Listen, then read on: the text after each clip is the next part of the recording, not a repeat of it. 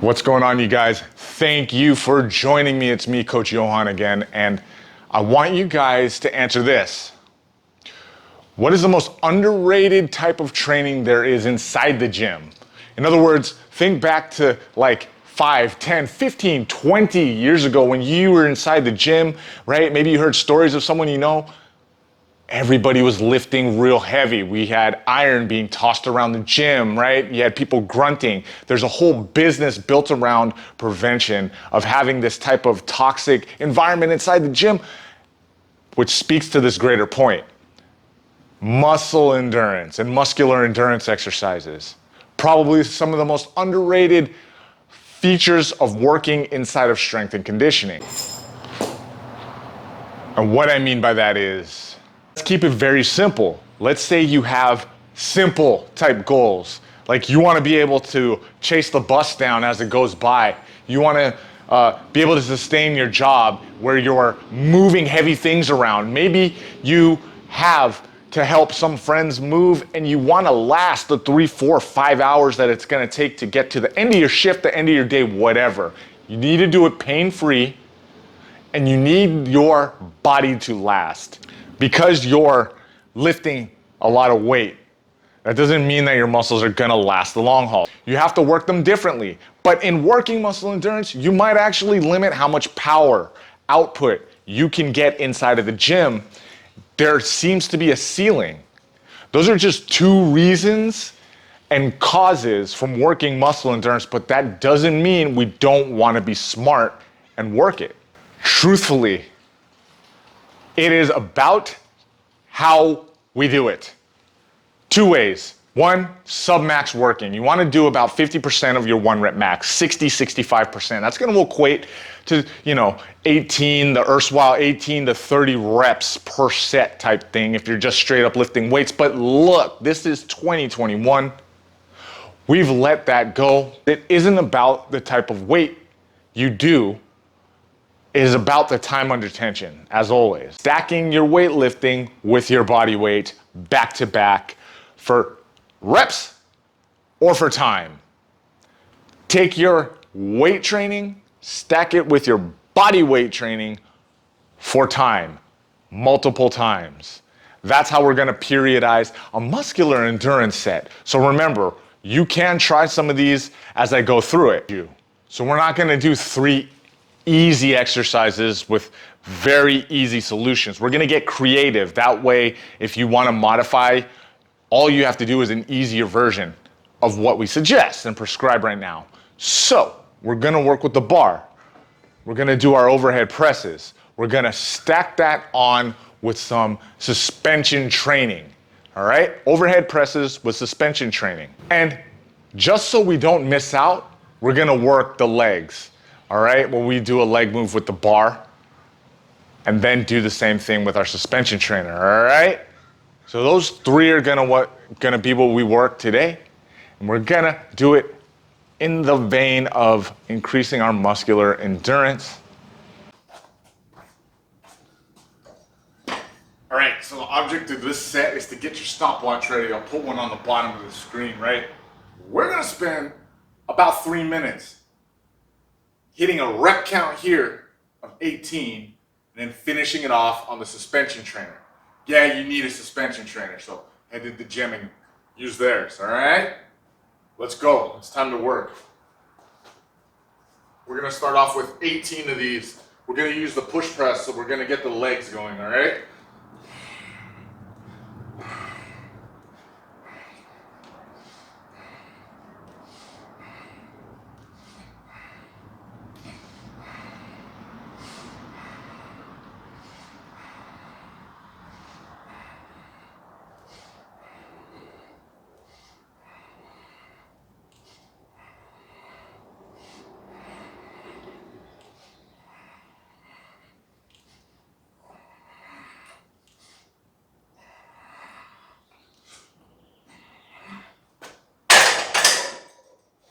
That took us about 45 seconds.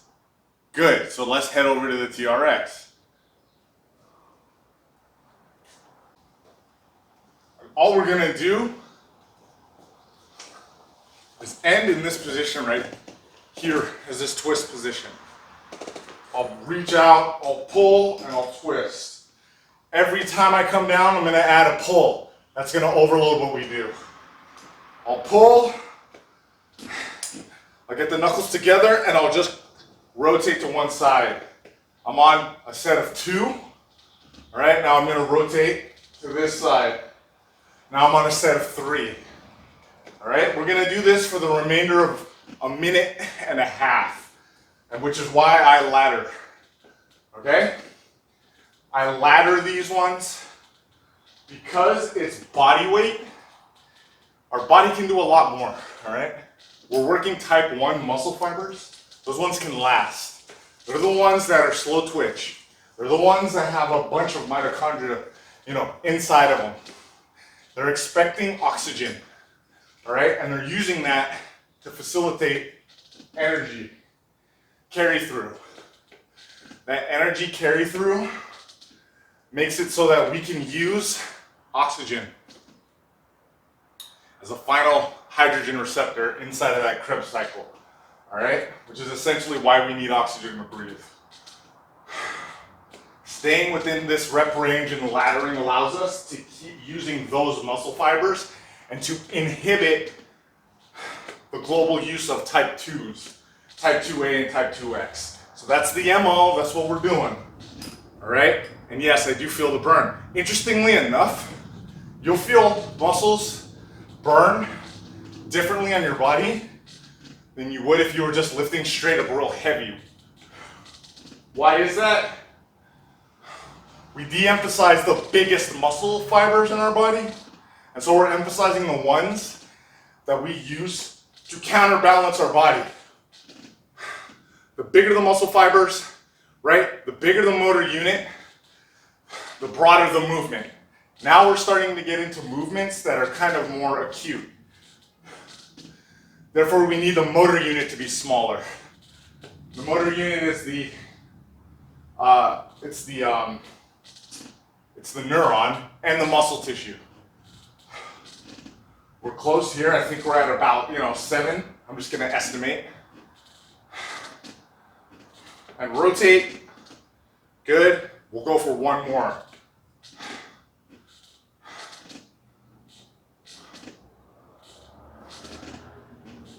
And that time, as you can see, I'm breaking a sweat. Woo! Nice job. So right now it's at 108. It was probably at 120 when I was doing this.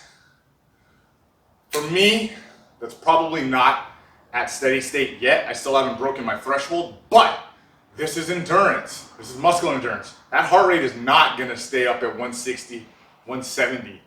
It's going to stay lower, closer to steady state, 30s, 20s, okay? That means we're doing it right.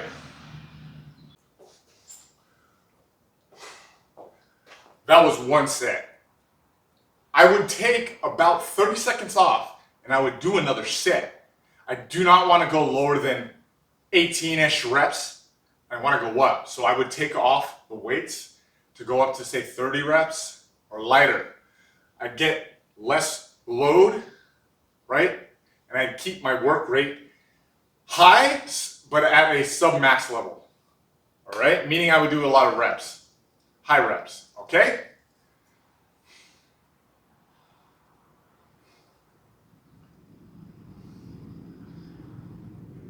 And what would happen is it would take me longer to do that because I'm doing more.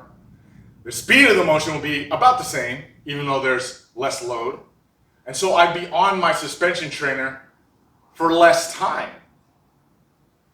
That is a great way to target those type 1s. And of course, the longer in the day that we do this, so like if we're eclipsing 25 minutes of doing this stuff, it becomes cardiocentric also. So it's muscle endurance and it's cardiocentric all in one. All right, so I got my stopwatch on my watch ready to go again. We're gonna do something similar for the legs now. Let's do the front rack split squat. All right, here we go. We're looking for 10 reps per side, so 20.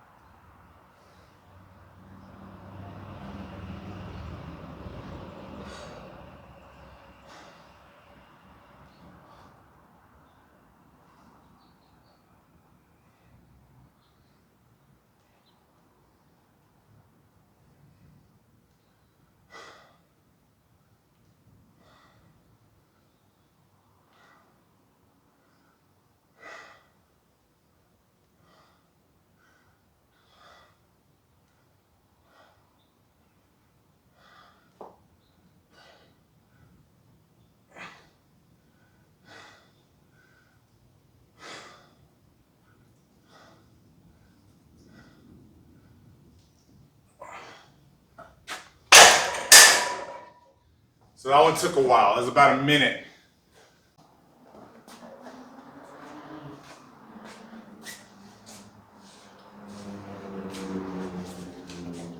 What I'm gonna do is I'm going to switch every time.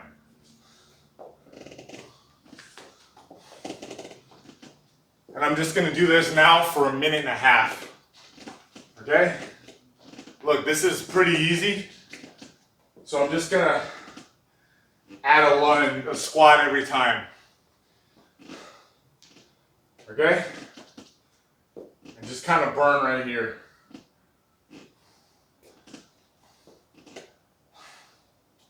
The TRX, because I'm holding onto it, it does add something to the move. If I'm holding onto this, I kind of close my chain here. I'm open back here. So in order to close it in the back and make a complete circuit, as it were, with your body, so your kinetics are in line, the dorsal side of your body is working a little more. All right, just a little bit. So the leg that's posted back here, everything in that side plane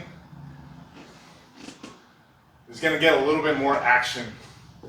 The low back, the butt, all of that. We're strengthening tiny little muscle fibers inside.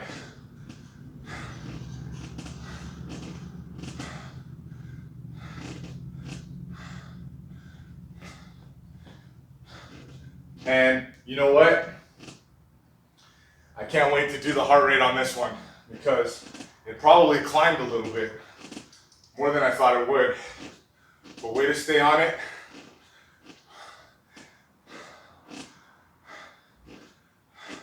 Good. Time. Woo! All right, so there you have it. Two very simple ways for you to increase your muscle endurance or your muscular endurance with a multitude of exercises. Of course, there's an endless way to kind of do what we did. You can do deadlifting. You can deadlift, right? Kind of light, and then you could go on to the suspension trainer or the bench and get in some Bulgarian lunges, right? You could do Cossacks.